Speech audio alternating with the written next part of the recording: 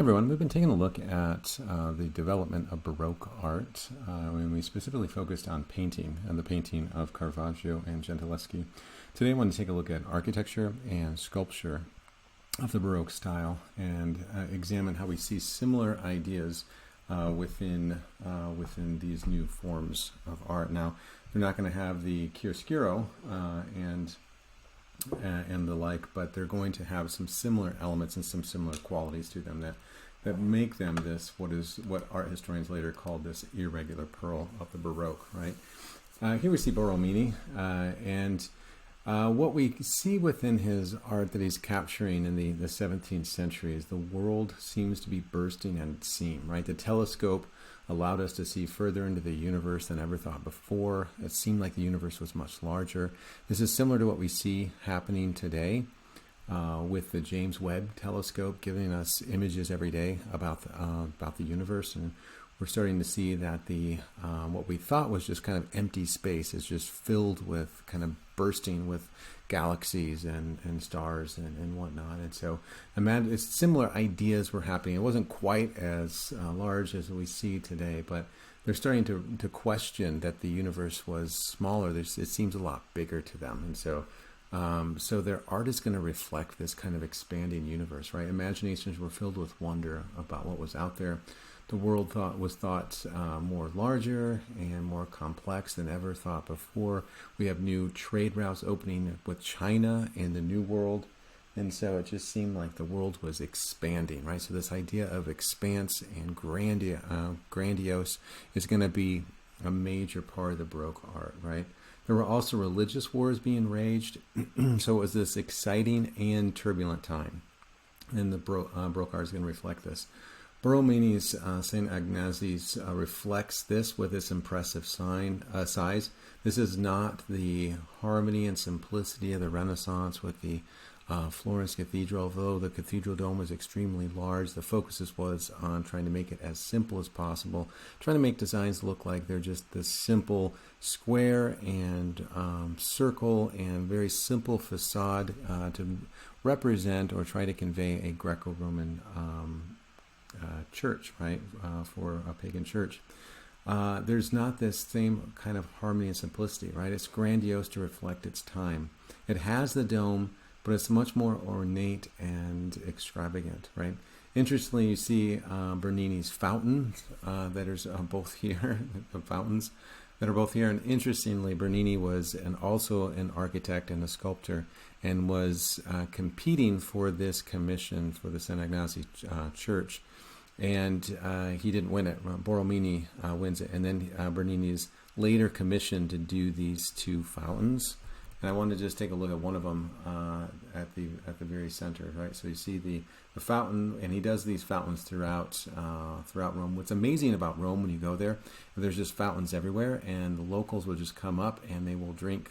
There's like little running water, and they just put their thumb in over one of the holes, and it shoots out like it's a drinking fountain.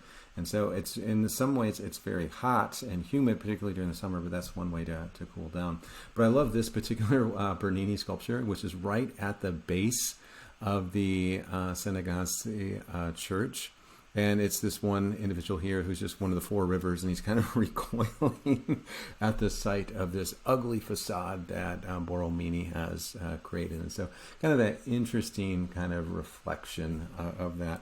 This is on the inside of the dome. And so you can see that it has that dome, but inside is much more ornate, right? So the interior of the Florence Dome, mainly very kind of serene and quiet and calm.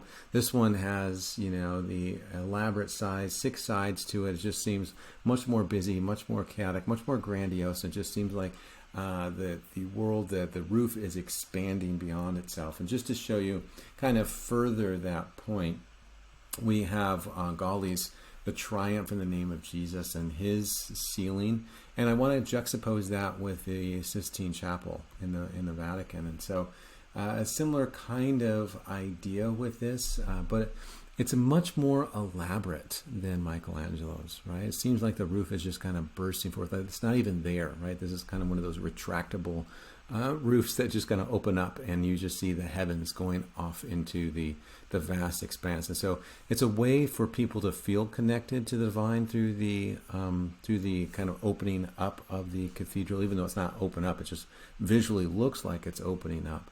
But it also makes it feel like there's this immense size. The world, the universe is just extremely large, and humanity just plays this very small role within it. But again, it also captures this Catholic message of this is, you can kind of stray and go to the Protestantism if you want, but this is where Jesus is. And so they're kind of capturing that kind of very clear message, where we see kind of that a very different kind of methodical approach with Michelangelo's Sistine Chapel, where he has the same kind of barrel vaulting, but he kind of divides it up into nice little equal portions and to tell the story. And then the size seems, the background seems to be a little less immense. This one just has that optical illusion that seems to go on forever. This one's kind of another interesting piece that comes out of the Baroque era, kind of the part of the early Baroque. And it's very different from the works that precede it. It looks realistic, right? A woman, a body laying on a slab. But Stefano Maderno and his Santa Celia captures saints differently, right? So he's deviating from tradition, which mainly shows saints happily engaged in life or sometimes near death, holding the instruments of, generally not their death, but their instruments of torture. But this one's much more somber. It's a quiet reflection of the death of a saint, kind of similar to what we see with St. Matthew and the calling of St. Matthew with Caravaggio, that kind of quiet somberness and kind of getting us to reflect on the humanity of the ideas. Saint Cecilia is a 5th century saint. She was a noble lady in Rome that converted to Christianity, right? So these themes of saints are kind of common. A similar kind of story happening. Despite her vow of virginity, her parents married her off. During her wedding, she sang songs of to the Lord for deliverance, and so she's like singing hymns. And then kind of crying as a result. So it wasn't really a happy experience for her, and probably maybe not so much for her husband either. But on her honeymoon, she told her new husband that an angel was watching over her, and the Lord would punish him if he tried anything, if he touched her. So her husband demanded to see this angel. Let me talk with him, kind of idea. And she said that he could see this angel if he was baptized. And so he was baptized, and he later saw the angel. He was killed for his Christian beliefs as an early Christian martyr, and then she soon followed. At her execution, it is said that the blade struck her neck, right? So they were chopping off her neck with an axe 3 times, but it did not kill her, right? And so, again, you have to wonder about these things. Would it just be worth it just to get a quick death rather than survive kind of miraculously? But they see this as a miraculous event. Probably the axe blade was pretty dull. She lived for 3 days, probably not very happily, but again, she's this willing to die for her beliefs, and there's this kind of miraculous saving of her life, or sparing of her life momentarily, and so she's connected with that. They've just found her tomb the year before, and so in 1599 they just were kind of doing some excavations, and they found Saint Cecilia, and so they're like, well, she needs a new resting place, and so this was placed at her new tomb, right? But rather than depicting her alive, Maderno depicts her death, right? The loss of her life to emphasize her sacrifice. Her cut throat at her neck shows that she was killed by decapitation, but her head was not fully removed from her body, and it said that she sang songs to the Lord in her life, so she's kind of connected with that. But again, just kind of thinking about how this is so different from tradition, right? Where saints are kind of in action, having this kind of divine experience, or holding the instruments of their torture, as we see with St. Catherine and the wheel, or St. Bartholomew and the knife as he was filleted, or Saint Lawrence with his grate, right? And so the idea here is this is let's think about humanizing these individuals rather than kind of putting them up on a pedestal as they would do during the Renaissance. They're focusing on the Baroque era, trying to humanize them, and that allows us to be able to connect, making them more approachable to us, right? The main sculptor during in Italy during the 17th century was Bernini, right? Bernini is going to be the lead sculptor, hands down. So what Caravaggio is doing within painting, he's doing within sculpture. It's going to be a major influence. His father was an artist and worked alongside him. He was known as a child prodigy, and he sculpted this image of just the goat and the two little, mythical kind of babies that surround it when he was 13 years old. And so it's kind of annoying that he was doing things like this at such a young age. This one is currently in the Borghese, which is it's a museum in Rome. And so if you want to go see this one is upstairs in that museum. Paul V said, "This child will be the Michelangelo of his day." And I think that's pretty accurate. I think Pope Paul V had a good eye for art. And from this point on, he received numerous commissions from the church. And so he's really going to be the main church sculptor. And so this is where we're going to see a lot of his art's going to fill the churches. We talk about how many churches there are in Rome. Fill the churches in Rome, and also his fountains are going to fill the city streets. And so they're still there to this day. This one he did of just a wealthy individual, and he did this one when he was 17 years old. And it's just a bust, but it shows the detail, it shows the technique, it shows the skill of a young artist coming into his own. This one's super interesting. This represents the lost soul, right? He cries out in suffering for his eternal damnation, very similar to what we see. You won't have to wonder if he too was influenced by Michelangelo in some way, much like what we saw with Caravaggio being influenced by the hands of Adam in the creation of the Sistine Chapel, and then reflecting those hands in Jesus in the calling of St. Matthew. We see perhaps some influence of Michelangelo on the Last Judgment here with the facial expression, right? This is a reminder of what happens to those who do not follow the Pope and invest in the sacraments, right? So the people of what they're doing in the north is kind of a call to action. This soul is consigned to hell, right?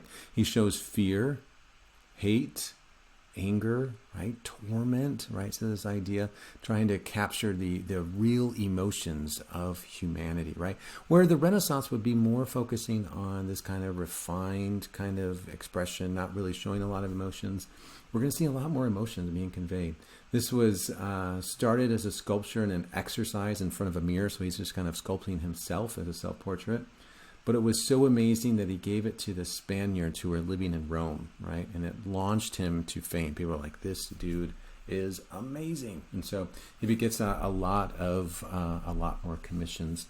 Then a wealthy cardinal, his name is Cardinal Borghese, commissions Bernini to sculpt 4 statues for his villa in Rome. And this is now a museum. So you can go to their old villa or their old home in Rome, and you can see there's numerous Caravaggios here, there's numerous Berninis here. So it's an amazing place to go. So if you ever go to Rome, you have to make sure that you go to the Borghese Gallery. One of them is of Aeneas and Anchius, and then there's another one that we'll take a look at, the abduction of Persephone. The third one is Apollo and Daphne, and the fourth one is of David, right? And we'll take a look at these individually. Here is Aeneas, who was a Trojan. We talked about the Trojan War with Helen running off with Paris, talking about the judgment of Paris, right, when we were taking a look at the Northern Renaissance art. Well, this is at the very tail end of that 10-year war, right? So Troy has fallen, and here we see one of the Trojans, Aeneas, who is a soldier. He takes his father and his son. He carries his father on his shoulder, who's kind of bringing one of the family valuables of sculpture with him. The Greeks are just burning the town to the ground. They're killing the women. They're defiling the women. They're killing all the men. They're killing even the children. It's just pandemonium, right? Aeneas escapes, carrying his aging father on his shoulders and his son on his side. They traveled to a new world, and they eventually found Rome, right? So this is going to be the foundation of the Roman Empire. So it becomes part of Italy, a part of Italy's identity of where they come from, right? Which will be another great civilization. And so the ideas and the values of Troy will carry on in this new civilization. So all is not lost, right? Aeneas is a demigod. His father was a mortal, and his mother is believed to have been Venus, right? And so what we see here is even in defeat, right, we can celebrate, right, the heroism, the courage of moving forward within it, right? Bernini completed this work when he was 20, right? So again, a little annoying that he's so good, so young, but it's great that we have the art that remains so we can enjoy it, right? This one is the abduction of Persephone, which is a story from ancient Greece. And what happens is we have Zeus, Apollo, and Hades are three of the major gods of this kind of new generation of Olympians. And what Zeus learns from his father and grandfather is to divide up power. Rather than trying to repress everyone, to try to divide up power. And so the three major male gods got together. I guess a god is a male. Anyway, the three gods got together, and they said, how are we going to divide up this the regions? And so they drew straws, right? So Poseidon got the ocean, right, or the seas, and Zeus got Olympus, becoming the king of the gods, and then Hades drew the short end of the stick, and he got the underworld, right? So he washes over the dead. So kind of a sucky thing for him that he's hanging out with the dead all day. So what happens later kind of in the story is that he's super bored and lonely down in Hades. And so one day he goes to Zeus and just says, you know what, this sucks. I'm just down here all day, nothing to do. I'm all alone and just dealing with all these people who are just miserable and suffering. You gotta help me out here. And so he says, I'll tell you what, I have this daughter. Her name is Persephone. Why don't you go ahead and take her and take her to the underworld, and she can be your, I guess, queen or wife or whatever have you. Yeah, not a good idea. And then what he doesn't do is he doesn't tell Persephone's mother, her name is Demeter, about it, right? So Zeus is married to Hera, but he has numerous relationships with goddesses and mortals alike. He got around, problematic guy in terms of morality. But what happens is Demeter starts looking for her daughter, Persephone, and she can't find her, right? So she's super distraught, super depressed. And no one is kind of telling her where she's at. So what she does is she decides to descend to Earth and walk among the mortals. But in true goddess or god fashion, she disguises herself as an old maid. And as she's walking between towns one day, she stumbles upon a young queen and her baby, and the queen invites her to the castle and to help raise the child as her own, right? And so she becomes a nursemaid for this royal family, and Demeter is there, and she kind of has these emotional attachments, thinking about the loss of her daughter, and the kind of connections of motherhood. She has a connection to this baby.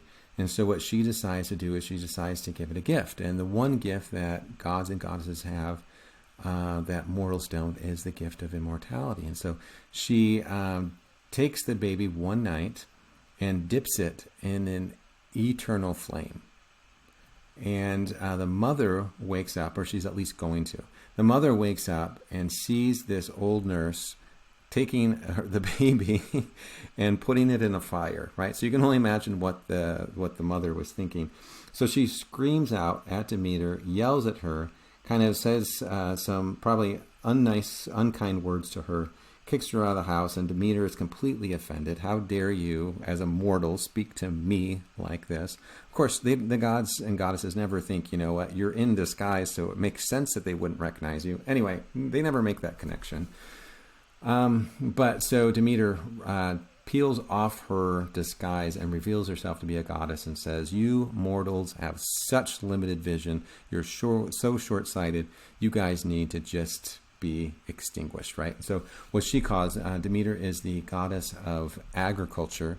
So she causes a massive plague to descend upon humanity, and humanity is on the brink of extinction. And finally, Hermes goes to Zeus and says, you know what? The humans are calling for you. They're near death. And Zeus is like, well, why is that? And he says, well, Demeter's caused a famine. And he's like, well, why is Demeter doing this, right? He's completely oblivious. He asks for Demeter to come see him. And so she goes to Zeus and he says, hey, why are you causing this famine? Why are you so angry? And she says, where's my daughter? And he says, oh, right. By the way, funny story. I gave her to Hades, and she's now living in the underworld. And so Demeter says, get her back. And so he sends Hermes down to the underworld, and Hermes goes to Hades and is like, look, dude, I don't know how to break this to you, but we got to get Persephone back, you know. And so Hades says, okay, fine. But before you go, Persephone, here is some food to eat for your journey, right? So she eats that, and that casts, I guess, some type of spell on her. And then she has to return for 3 months of the year. And so the idea for this, right, paganism is mainly about nature and the human's connection to nature. This is a story about why we have 3 months of famine and 9 months of fertility, right? So this is about the seasons and why the seasons change. And so whenever Persephone is in Hades, there is a famine upon the land. We call it winter, right? So that's where they're making sense of the story and why that's come to be. And so what Bernini does here is he represents that story, right? So here is Hades shown with his crown as the king of the underworld coming up and abducting Persephone, who was just bathing one day.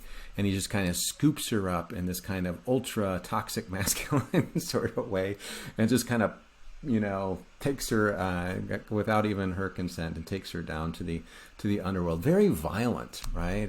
And what's interesting about this is, you know, he doesn't even recognize how problematic this kind of thing is. But Bernini, I think, does. I think he recognizes that there's a problem with this. But I love the way that he represents this, right? He's so realistic. Look at the muscles as they flex, right?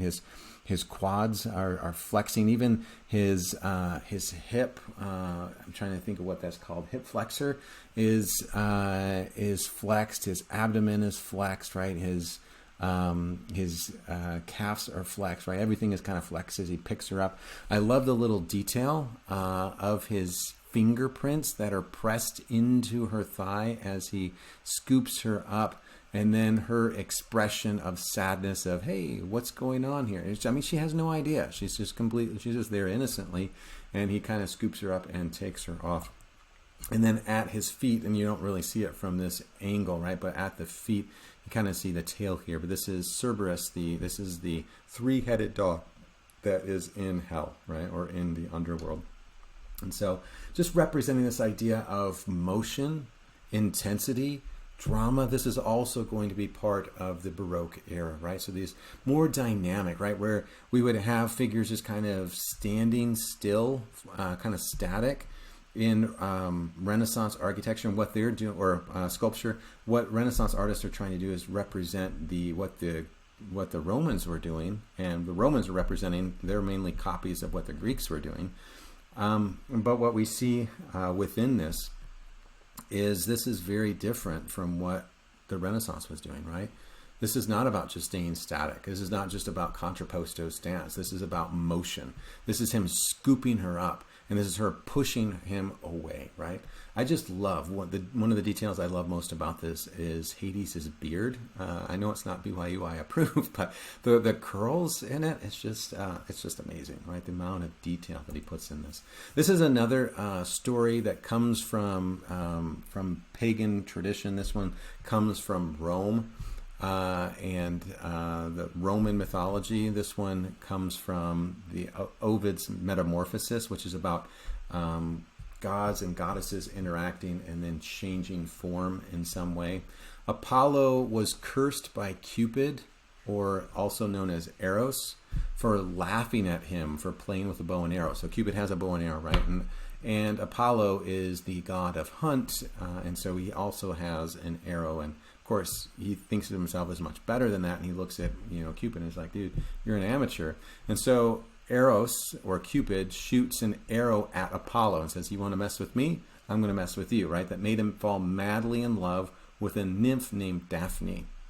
He then turns and shoots her with a different type of arrow. Rather than making her fall in love, he makes her feel unstoppable horror towards Apollo. So you can only imagine how this relationship's going to go down, right? He can't help but to look at her, pursue her, and she is completely horrified by him, right? She persuades her father, who is a river god, his name is Peneus, to turn her into a tree to escape his advances, right? She was so afraid that she sacrificed herself to become a laurel tree. And Bernini captures the moment that Apollo catches her as she's turning into a tree. And so this kind of pursuit and this kind of running away and this kind of metamorphosis, right? And so this is just kind of the story of where it comes from, right? Apollo's first love, Daphne, the daughter of Peneus. It was not blind chance which made him love her, but Cupid's savage rage. The Delian god, proud of his recent conquest of the snake, saw Cupid flexing his bow. Imprudent boy, why are you playing with a man's weapon? Cupid pulled out 2 arrows from his quiver. One of them makes love run off, the other brings it on. Scarcely has she made this plea when she feels a heavy numbness move across her limbs. Her hair turns to leaves, her arms to branches. And so this is from Ovid's Metamorphosis. And so he represents this. And just taking a look at the amount of detail, right? Very different from Renaissance sculptures, right? The idea of motion, the idea of complexity that's within this. I love the details of the hair as it flows down from her and it flows down from him. Again, we have to remember that this is in marble. So this is subtraction, right? Any one of these kind of breaks off, it's gonna kind of change the overall context. And so it's very fine kind of work. And then you have to have the tool that gets in between to be able to carve this out. And then this is one of my favorite parts of the entire sculpture, with her hands starting to turn into leaves and branches, right, as she kind of screams out, and just how he's able to capture the amount of detail, and then her toenails are starting to turn into roots of the tree. Very, very detailed, and this is just another angle of that particular moment.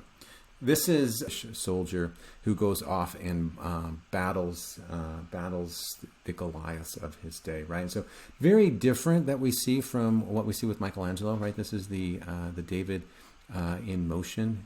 This is as he's taking the sling with the rock, right? He's swinging it around from the back and swing it over his head and then fling him. And we see his uniform, or his armor that's too large for him as a young boy, that he kind of just casts aside, and he goes off to the battlefield completely vulnerable without any armor, and armed only with the armor of God. But interestingly, and this is just me walking around it at the Borghese in Rome, to give you this sense of, I mean, it's always good to take a look at sculptures like in their three-dimensional qualities, right? To get all sides of them. But you also see the harp down there on the bottom left-hand side. That is the association with David and music, writing the book of Psalms later. But his talent. Again, notice how he has all that weight on that right foot as he's kind of grounding it into the ground and then going to fling it above his head. And this is just me standing next to it to give you this context of the size of it. But again, I'm thinking about, right, I want us to think about the forest of the trees. What similarities are we starting to see about what's happening in the 17th century, in this Baroque era, that artists are starting to be influenced by and then reflecting within their artwork, right? As all artists are inspired by their world around them, or maybe not inspired, but at least influenced by their world around them. how do we see some common styles emerging, some common themes that are emerging from within them? And it's just the four statues in the Borghese Gallery that you can go and see and interact with in order to kind of get a sense of his unifying style that he does over roughly a six-year period. The only trick to the Borghese Gallery is that you do have to have reservations in advance, and they're pretty particular about the time that you go there, but well worth your time nevertheless. And then just to kind of think about this and kind of the overall art discussion that's been happening over the last couple of hundred years with Donatello's David, with Michelangelo's David, and with Bernini's David, and think about how each one is capturing that moment differently. What similarities do they maintain, but also what differences do they add, right? Bernini's David is vastly different than the other two, right? He adds his own kind of commentary to this. What's also interesting about this is that Bernini uses his own face within this. He also uses his own face within his David and Goliath a little bit later that he uses his own face within this, and we see a similar kind of element with this with Michelangelo, continually placing himself within the art. And we've seen that a little bit with Chronic. We've seen that with Durr, right? We've seen several artists insert themselves into their work. Sometimes it's elevating, but sometimes it's unflattering. And I want you to think about, why do you think artists are doing this? You know, why are they adding themselves to the subject? Is it just out of convenience, or is it more of a reflection how they feel at the time, or something else, right? Something to kind of think about. I love this particular work. This one is a representation of Medusa, and he represents her differently than how she is generally represented, right? Ovid describes the mortal Medusa as a beautiful maiden that was seduced by Poseidon in the temple of Athena. So rather than representing her as a monster as she's normally represented, he represents her as a victim, right? Poseidon seduced her, right? But it was inside the temple of Athena, and that's an offense to Athena. And so what was she supposed to do? Was she supposed to, try to respect Athena and then disrespect Poseidon? Was she supposed to, disrespect Athena and respect Poseidon? So the question is, she's kind of caught between a rock and a hard place. And because of this, Athena doomed her for the rest of her life, right? And here we see Bernini capturing the pain and the suffering on her face. And this is when Perseus is going to decapitate her, right? So he draws us in and realizes that she has petrified us and turned us into stone as we get lost within its beauty. So it's another kind of representation of that idea that even though she petrifies others, right, she turns the stone, we then also become kind of encaptured within this complexity. This one's kind of an interesting sculpture as well, this bust here. He made this of Contessa Bonarelli. He did this when he was in his 30s. And there's a couple of problems with this kind of relationship. He fell in love with her, but the complexity was that she was married to one of his assistants. And the other complexity is she was already having an affair with Bernini's brother. So it's not really a love triangle. What is it, a love quadrangle? I don't know what it would be considered, but it was problematic. Bernini found out about his brother one day and chased him around a very famous church in Rome, the Basilica of Santa Maggiore. He finally caught him. He wasn't able to kill him, but he did break a few ribs. And then Bernini's brother was exiled. He was found out that he was having this relationship, so he was kicked out. And then Bernini, kind of a rascal, hired someone to cut her face in her anger. So kind of a cut of face is a kind of a defacing. He felt that he has been defaced by her, even though she's already married. I don't know how he's kind of rationalizing that in his mind. But then he was brought before a judge, and he was about to be sentenced, and the judge decided, this is Bernini, very famous sculptor, will go easy on him. and instead we'll just make sure that he gets married to settle him down. And so he is forced to marry someone respectable, and that does settle him down to a certain extent, even though this is a problematic relationship. But this is a bust that he does of this woman, right, of Contessa Bonarelli, and it's just a bust of a peasant woman. Marbles were expensive and only reserved for Christian figures or mythology or aristocrats, right? So this was quite different. This was quite new to do. Just to kind of return to our discussion of architecture, right? The facade of St. Peter's, right? So we've talked about the numerous phases of St. Peter's Basilica, going through numerous architects, and finally they land on Michelangelo when he's 71, and he starts creating this, and then they have to eventually come back and add some space. I talked to you about that. And this is when they start doing that, right? So this is the expansion. And so Carlo Maderno does the facade of St. Peter's Basilica. And so generally when we think about Michelangelo and St. Peter's Basilica, we're mainly focusing on, we call it Michelangelo's dome, because that's really what's been preserved over the year. But the Pope commissioned Carlo Maderno to add this porch to make sure that those buried on the original site would be within the confines of the church. However, the problem was that the church, the interior of the church lost kind of that focal point, right? The whole idea of Michelangelo's design was to have it have this kind of square kind of feel to it. And so now with the added porch, it just didn't have the same kind of feng shui, I guess, or flow to it.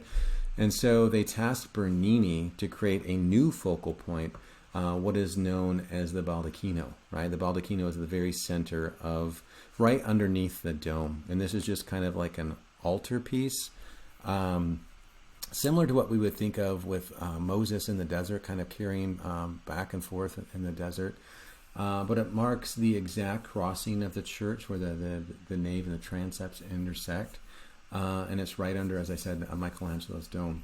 But it supposedly marks the burial site of St. Peter's, whose crypt is below. So this is kind of the founding of Christianity. It marks the idea that the church, that this is the church, right, that has been established by the keys of Christ, right? So it's kind of reinforcing that in a time of religious upheaval, right? But the baldacchino is a canopy that marks an important spot generally, right? So that's what the term generally means. And they were normally made of cloth and generally very humble, right? But Bernini, in the Baroque era, takes this to the next level. So the columns are not classical, right? These are not classical columns. They look more kind of like vines or something, to make it much more kind of naturalistic or realistic in that sense, but very different from what we'd see during the Renaissance, the kind of spiral. That kind of refers to the old St. Peter's Basilica, or maybe even the Temple of Solomon, as some might suggest. But this is a largest bronze structure in the world, right? So according to the legend, right, they didn't have enough bronze to complete this, so they had to raid the Pantheon, which was so important, as we talked about, for many artists during the Renaissance. But they stripped the Pantheon of its copper to make this structure, and it's still there, right? So as you go into St. Peter's Basilica, you turn immediately to the right and you'll see Michelangelo's Pieta, and then you turn back and you'll see the baldacchino straight at the very center of it. And then they tasked Bernini with the outside, and so they didn't want to just add to the porch, but they also wanted to add to the courtyard. So this is the courtyard that they added onto to the Vatican, and the whole idea of this is to reflect the arms of the church, as they kind of extend outward, welcoming the world into Christianity, or within Catholicism. And anytime on the news you see that there's a bunch of Catholics in the center, this is where they are. And then the Pope comes out, and there's like a window below here, and he comes out and will give his message or decree or something like that. So it's still an extremely important point. But what we can see within this, he uses the idea of the old Greco-Roman columns that they would have during the Renaissance, but he puts so many of them in there. It's much more grandiose. It's extreme. There's nothing that the columns are supporting, right? There's no major dome or roof on top of them. So this is just overkill. It's overkill for overkill's sake, which is a part of the Baroque era. And this is just the representation at night, right? As you go into it, you can walk in and just kind of experience this grandeur, right? Extremely large columns, a lot of them kind of overwhelming. And then this is just an aerial shot to show you this kind of reflects the arms of the church kind of extending outward. And I just wanted to leave off with kind of continuing back to Bernini and some of the pieces that he created for the church. I wanted to end with this one. This one's known as the Ecstasy of Saint Teresa. And what happens is Saint Teresa was just an early Christian saint who describes what it was like to have the Holy Ghost, right? And so she says in her journals, the pain was so sharp and so excessive was the sweetness caused me by this intense pain that no one can ever wish it to cease, nor will one's soul be content with anything less than God, right? So the idea of kind of being enraptured within this holy experience, and here we have a representation of the Holy Ghost with the wings, and then the piercing here, kind of piercing her, and then she's having this wonderful experience being elevated up. And as you see here, I mean, this is done right in front of a window, so there's a window right about up here. And then he kind of closes that off with the wall, so you can't really see the window, but it still shines down, and you have these metal rods that are coming down to kind of capture this idea of this heavenly experience. And then this cloud as she's kind of descending upwards. Kind of different from what we see with Caravaggio, which he represents spiritual experiences in a much more realistic kind of undertone kind of way. This one is much more elaborate, trying to capture this immense emotional experience from this, and trying to represent this overarching kind of feeling. And then over here, he kind of makes it look like a theater. So on either side, there's this kind of theater box where these other people are just kind of standing or sitting and looking on. And so again, it captures this idea of the theatricality of the Baroque era, but it also captures this idea of people coming in and interacting with these spiritual experiences. And so just thinking about this, right? If you were to see the Ecstasy of Saint Teresa in one of our church buildings, how would you react, right? Would this be something that would be like, hey, this is actually kind of cool, representing the Holy Ghost? That's something that we should celebrate. Or is this too elaborate? Is this too over the top? It's just something to think about in terms of the Baroque era and what we are to do with the Baroque era today.